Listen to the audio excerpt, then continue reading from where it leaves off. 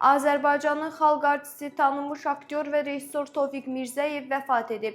Gəncə Xəbərazın məlumatına görə sənətkar 94 yaşında İsraildə dünyasını dəyişib. Onun vəfatının səbəbi hələlik açıqlanmayıb. Tofiq İbrahimoğlu Mirzəyev 16 iyun 1932-ci ildə Gədəbəy rayonunda anadan olub. O uzun illər Azərbaycan teatrı və kinosunun inkişafına töhfələr verib. Yaratdığı yadda qalan obrazlarla tamaşaçıların rəğbətini qazanıb. Xatırladaq ki, sənətkar 2022-ci ildə Prezident İlham Əliyevin sərəncamları ilə xalq artisti fəxri adına və şöhrət ordeninə layiq görülüb. Tofiq Mirzəyev uşaqlığın son gecəsi, Nəsimi, İstintaq, Təxminə, O qızı tapın və digər ekran əsərlərində canlandırdığı obrazlarla Azərbaycan kino tarixində silinməz iz qoyub. Həyat yoldaşı Elmira Səfərovanın vəfatından sonra dərin sarsıntı keçirən aktyor son illəri İsraildə yaşayırdı. Anası Bella İlginişyanın Yəhudi əsilli olması səbəbindən İsraildə məskunlaşan Tofiq Mirzəyev burada da ictimai fəaliyyətini davam etdirib.